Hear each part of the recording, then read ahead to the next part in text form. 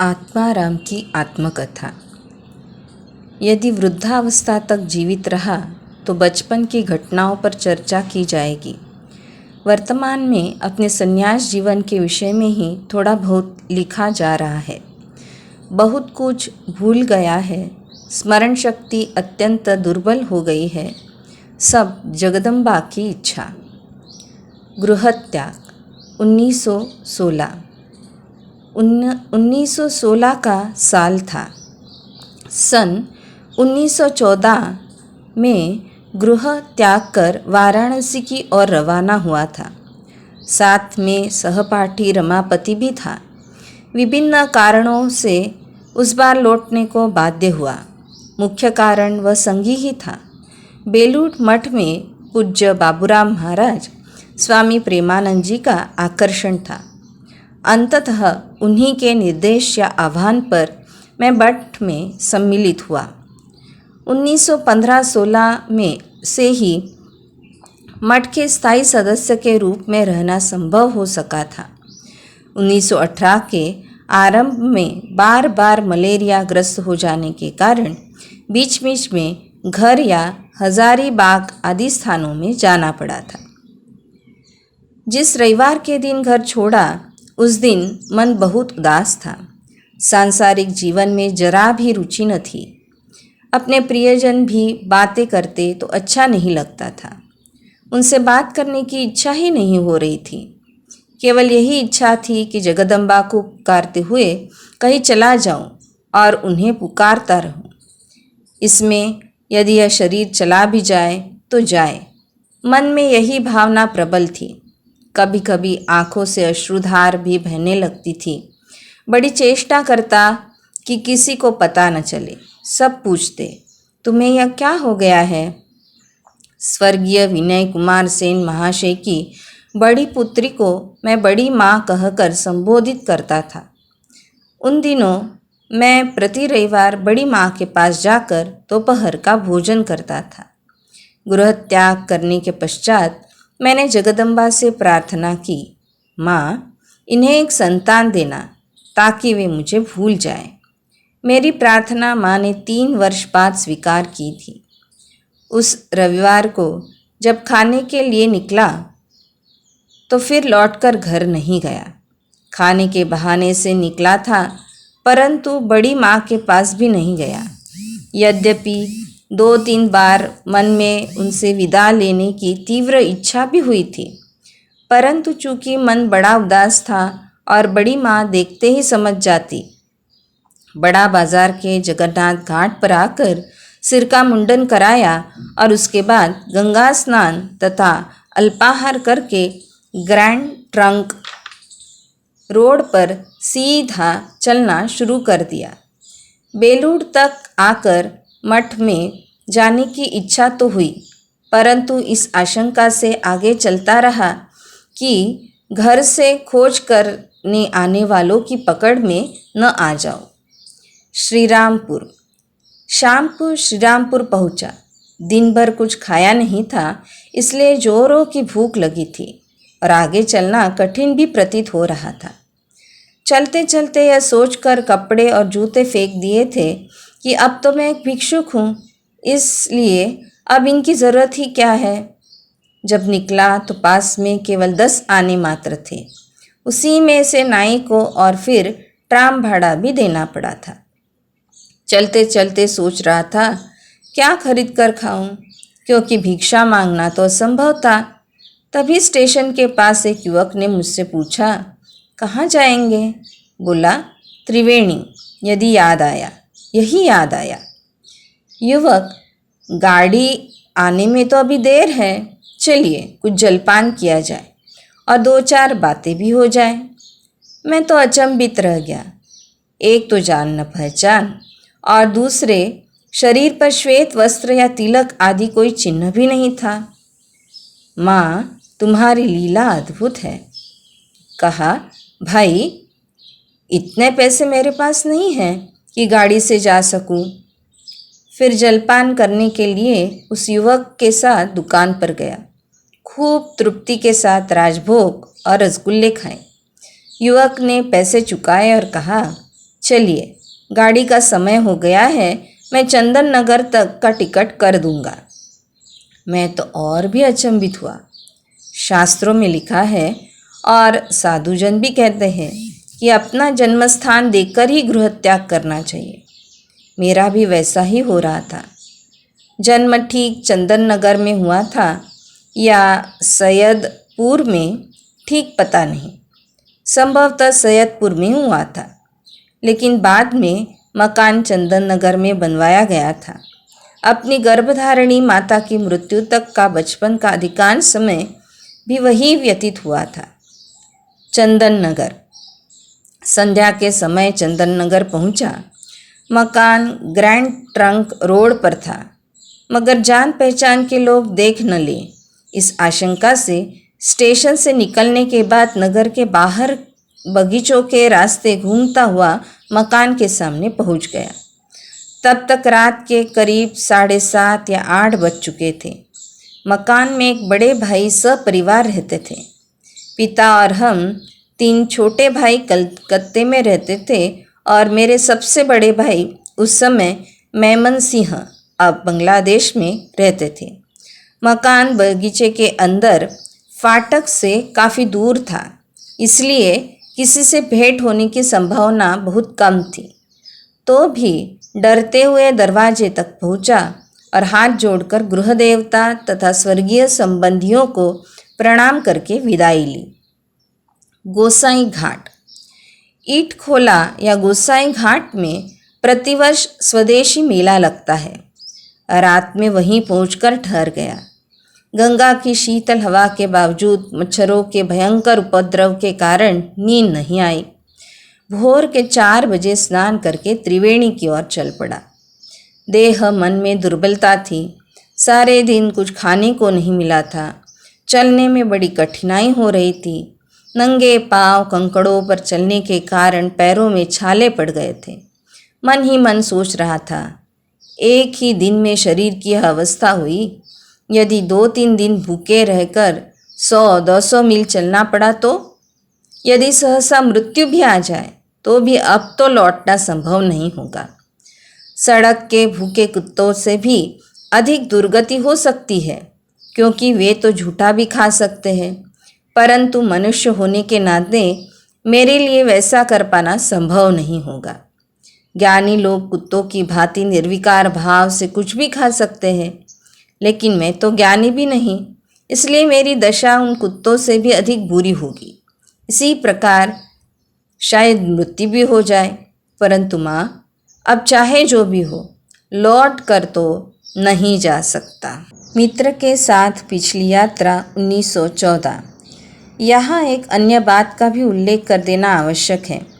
1914 में भी मैं साधु बनने की आकांक्षा से अपने एक मित्र रमापति के साथ खाली हाथ वाराणसी के लिए रवाना हुआ था। सोचा था कि वहाँ पहुंचकर संन्यास लेकर शास्त्र आदि पढ़ेंगे। संसार बड़ा मलिन है, इसलिए संसार से कोई संबंध नहीं रखेंगे।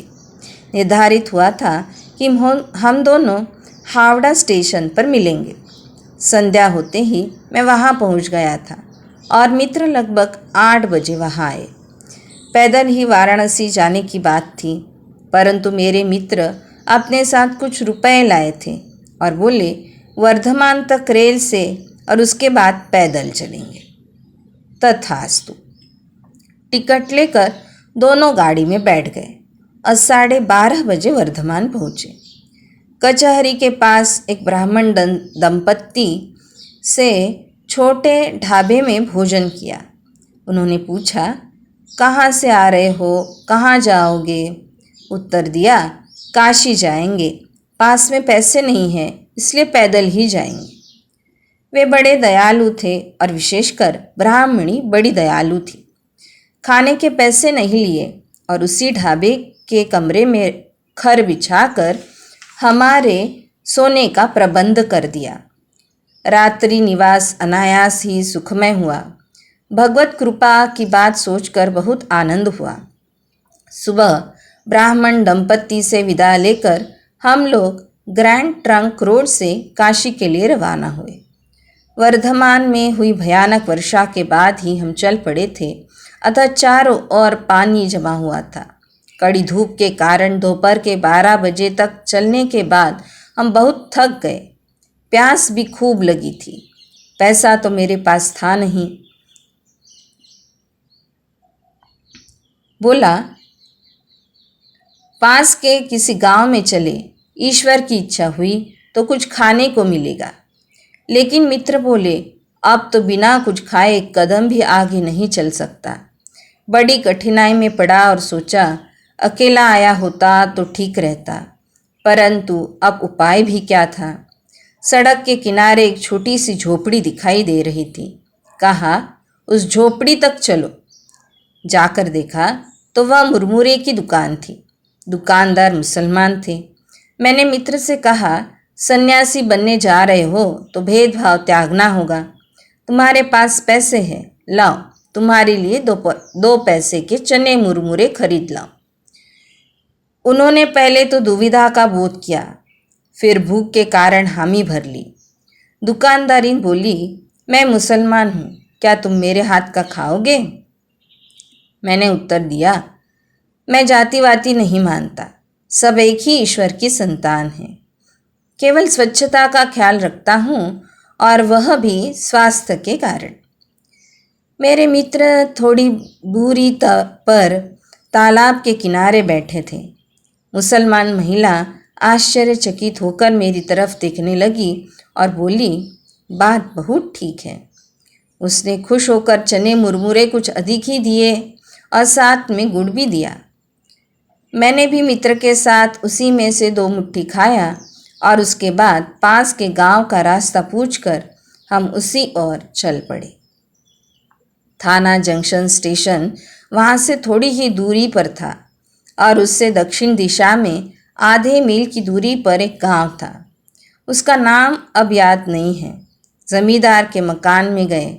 जमींदार महोदय भोजन के बाद आराम कर रहे थे। अतिथि आए हैं सुना तो उठकर आए और हमसे आने का कारण आदि पूछा। हमने कुछ भोजन नहीं किया था। सुनकर कुछ मुरमुरे और गुड़ मंगवा दिए। मैंने थोड़ा ही खाया, लेकिन मित्र करीब आधा सिर खा गए। मेरे मित्र का शरीर विराट था और उन्हें भूख भी खूब लगी थी। मैं स्वयं ठींगना और छोटा सा ही हूँ, पर भूख तो मुझे भी कम नहीं लगती थी। रसोई की बात उठी तो मैं बोला, आप ही के यहाँ होगा। मेरे मित्र कट्टर वैष्णव ब्राह्मण थे, अतः जमींदार महाशय पाप के भय से राजी नहीं हुए। हाय रे पाप, एक थका मादा भूखा शरीर स्वेच्छा से खाना चाहता है तो भी पाप के भय से पकाया हुआ चावल नहीं देंगे। पुरोहित लोग भी लोगों के सिर में कैसी पाप बुद्धि घुसा गए हैं। अब ब्राह्मणों को यह कहकर कितना छोटा कर गए कि तुम छोटे हो, तुम हीन हो, तुम अपवित्र हो, तुम्हारे छूने से ब्राह्मण नहीं खा सकते। इसलिए घर की महिलाओं ने चावल, दाल, आलू आदि लाकर चूल्हा सुलगा दिया और पानी भी ला दिया। उसके बाद रसोई करने का भार मुझ पर पड़ा। मेरे मित्र उम्र से मुझसे बड़े थे और इस कार्य में उनका अनुभव भी काफ़ी था, परंतु वे जड़ की भांति पड़े रहे और बोले, मुझ में तो बैठने तक की शक्ति नहीं है, तुम ही करो। मैं, ठीक है भाई, ऐसा ही होगा। चावल तथा आलू उबालने के लिए चूल्हे पर चढ़ा दिए और इसी बीच दूध, चीनी तथा केले भी आ गए। 4 बजे हमने तृप्तिपूर्वक भोजन किया। इसके बाद मैंने कहा, भाई, अब सोच विचार कर यह निर्धारित कर लो कि वाराणसी का रास्ता पकड़ना है या घर का। अब भी हम घर से बहुत दूर नहीं आए हैं। रास्ते में फिर आज जैसी हालत होने से बड़ी मुश्किल होगी। सन्यासी होना बड़ा कठिन है।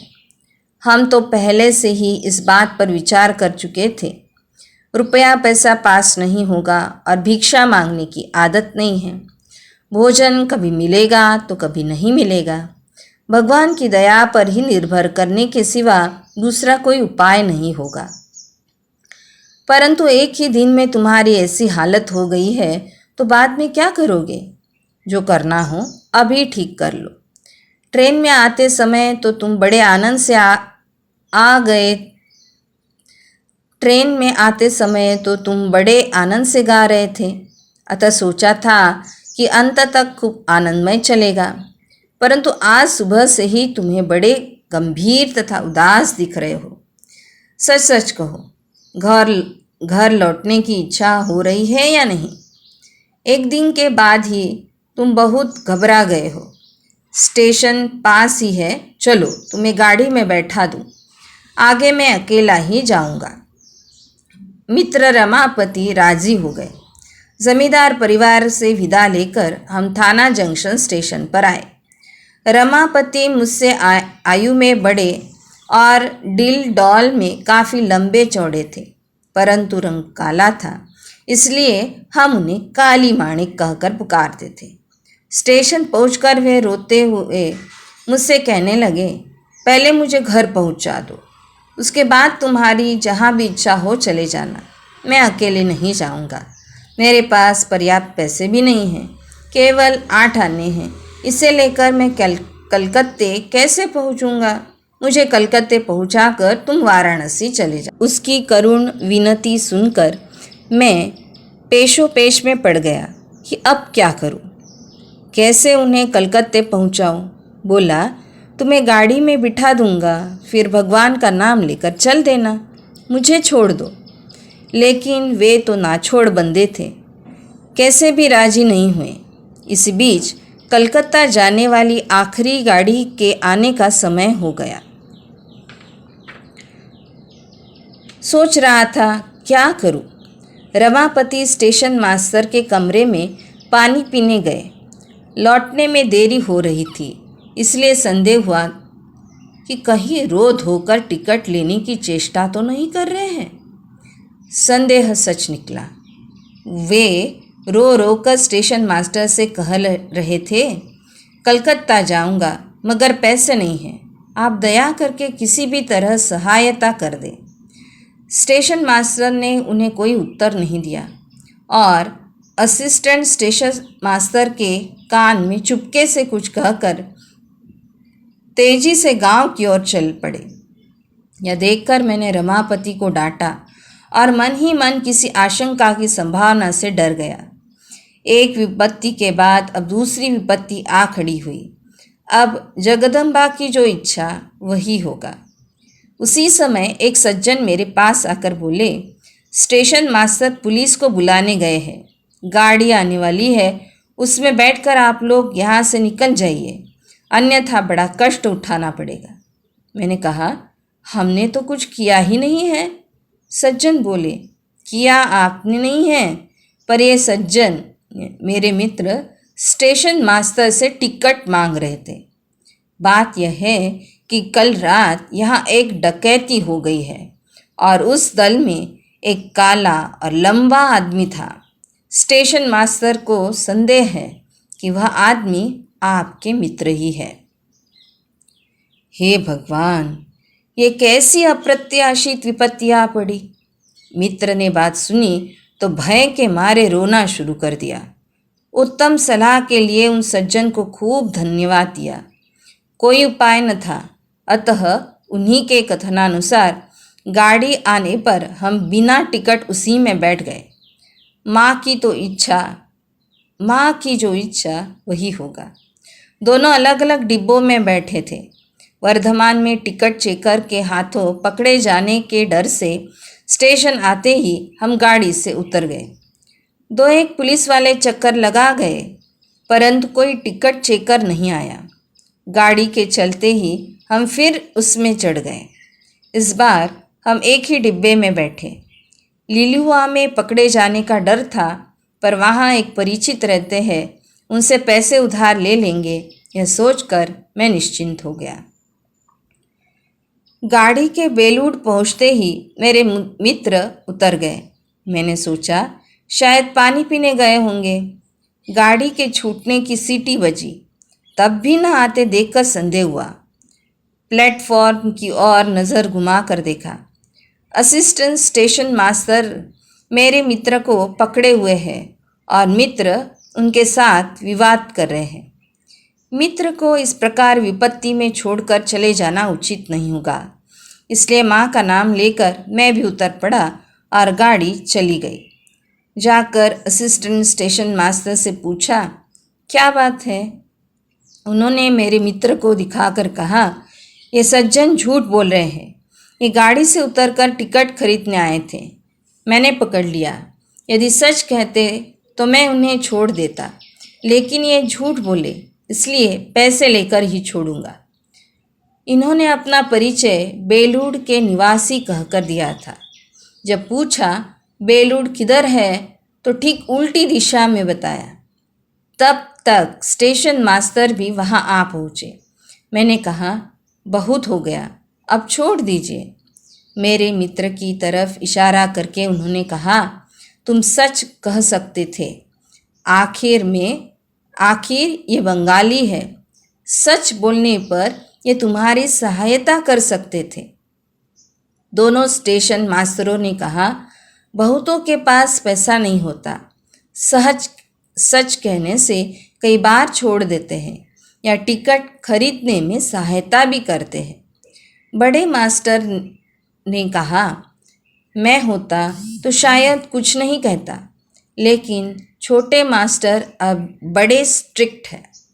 मैंने कहा, तो भी अच्छे हैं क्योंकि दयालु है। इस प्रकार अपने मित्र को छुड़वा लिया। दोनों स्टेशन मास्टर चले गए।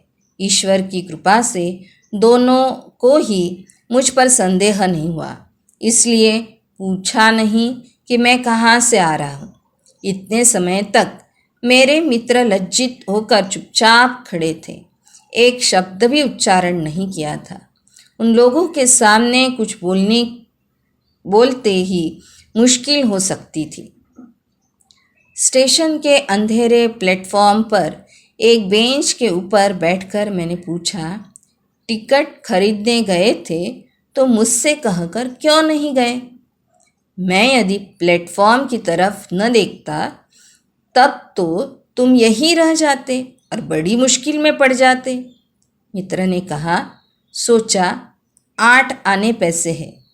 लिलुआ में पकड़े गए तो बड़ी मुश्किल हो जाएगी, इसलिए यहीं से 2 टिकट खरीद लूँ। इस विषय पर चर्चा को आगे न बढ़ाकर मैंने मन ही मन ईश्वर का स्मरण करते हुए कहा, बोलो अब क्या इच्छा है? बेलूर मठ यहाँ से जितना दूर है, करीब उतना ही दूर हावड़ा स्टेशन भी है। इतनी रात को मठ में शायद स्थान न मिले और तुम्हें लेकर वहाँ जाने की इच्छा भी नहीं है। हावड़ा जाना चाहते हो तो पटरी के पास से होकर चलो। वे हावड़ा जाने को राज़ी हो गए। मुझे लग रहा था कि उन्हें हावड़ा तक पहुंचा दूं तो शांति मिले। वहां उन्हें नमस्कार करके विदा मांग लूँगा। अंधेरी रात थी। बड़ी कठिनाई के साथ चलना शुरू किया। बीच बीच में तार थे। पत्थर से या रेल की पटरी से ठोकर खाते खाते हम लोग लिलुआ पहुँचे। स्टेशन पर अंधकार था। मैंने रमापति से कहा, चुपचाप मेरे साथ चलो। यदि कोई पूछेगा तो उत्तर मैं दूंगा। करीब आधे प्लेटफॉर्म तक आ गए थे। तभी किसी ने पूछा, कौन है? उत्तर दिया, हम हैं। वह और कुछ नहीं बोला, सो गया। हम भी आराम से स्टेशन पार करके हावड़ा की ओर चल पड़े। रेल की पटरी के पास से होकर चलना खतरनाक था, अतः शहर के रास्ते पहुँचे और हावड़ा स्टेशन पर जाकर जलपान किया। इसके बाद वहाँ एक बेंच पर बैठकर मैंने कहा, मित्र अब मुझे विदा लेने दो। कलकत्ते तक तो पहुँचा दिया और आशा करता हूँ कि अब खुद ही अपने घर पहुँच जाओगे। इतनी रात को न जाकर सुबह चले जाना। मैं भी अपने घर जाऊंगा। तुम्हारे साथ निकलकर मुझे एक महान शिक्षा मिली है, और वह यह कि दो व्यक्ति मिलकर और आपसी सलाह से गृह त्याग नहीं होता। साथी लेकर साधु होना असंभव है, और मेरा अभी भी समय नहीं हुआ है, अन्यथा प्रभु मुझे इस प्रकार क्यों लौटा लाते। लेकिन जीवन का लक्ष्य त्यागाश्रम संन्यास ही रहेगा। एक बात और, मित्र होने के नाते मैंने तुम्हें अपने मन की इच्छा बताई थी, और तुम स्वयं अपनी इच्छा से मेरे साथ चलने को राज़ी हुए थे। अब तुम्हारे इस प्रकार मेरे साथ आने के लिए मैं उत्तरदायी नहीं हूँ। संन्यास मार्ग पर निकलने के पूर्व कई बार हमने इसकी कठिनाइयों तथा इसके कष्टदायक जीवन पर चर्चा की थी। तुम सब सोच समझ कर ही जाने के लिए तैयार हुए थे। तुम इतने दुर्बल हो, कोमल हो, यह मुझे ज्ञात न था। अस्तु, घर के लड़के हो, घर लौट जाओ, मैं तो चला। यह कहकर मैं उसे स्टेशन पर छोड़कर रात के करीब 2-2:30 बजे अपने घर पहुंचा। सुबह खूब हंगामा हुआ। सब पूछने लगे, तुम बिना कुछ बताए कहाँ चले गए थे? मैंने बोला, एक जगह गया था, परंतु पिता से छिपाना कठिन था। जाने के पूर्व एक कागज के टुकड़े पर कुछ लिखा था, जो उन्हें मेरी किताब का कापियों में ढूंढने से मिल गया था। ठीक क्या लिखा था याद नहीं। शायद लिखा था, renunciation is the goal of my life, this world is full of misery, blessed is he who realises God. त्याग ही मेरे जीवन का आदर्श है। यह संसार दुखमय है, धन्य है वह व्यक्ति जो ईश्वर का दर्शन पाता है। उस पर किसी का नाम नहीं था, पर निस्संदेह पिताजी के लिए ही लिखा था। उन्होंने कहा, लौट आए हो, बहुत अच्छा किया। जितने दिन मेरा शरीर है यही रहो, मेरी मृत्यु के बाद जो इच्छा हो करना। और कुछ नहीं कहा। आगे फिर कभी किसी दिन उन्होंने इस विषय को लेकर मेरे साथ चर्चा नहीं की और न कुछ पूछा, मानो कुछ हुआ ही न हो। 1916 तक ऐसे ही चलता रहा।